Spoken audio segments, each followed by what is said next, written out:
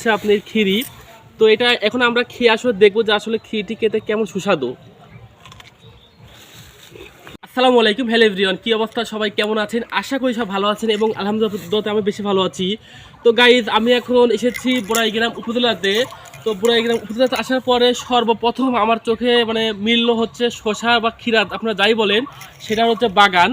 তো আমি সেই বাগানে চলে এসেছি। তো আমি এখন আপনাদের গাছ থেকে টাটকা ক্ষীরি তোলে দেখাবো, বাট তাছাড়া খেয়ে দেখাবো যে আসলে ক্ষীরিটি কেমন।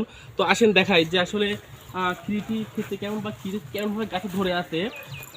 তো গাইজ দেখতেই পাচ্ছেন, আমরা এখন তুলি, আগে টান দিয়ে তুললাম, দেখতে পাচ্ছেন গাইজ বিশাল একটি হচ্ছে আপনার ক্ষীরি। তো এটা এখন আমরা খেয়ে আসলে দেখবো যে আসলে ক্ষীরিটি খেতে কেমন সুস্বাদু।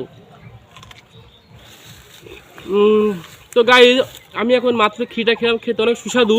তো এই ভিডিওটি আমার যারা দেশবাসী দেখবেন, অবশ্যই ভিডিওটি ভালো ভালো লাগলে লাইক কমেন্ট শেয়ার করে থাকবেন পাকে। ধন্যবাদ, বাই বাই, আসসালামু আলাইকুম।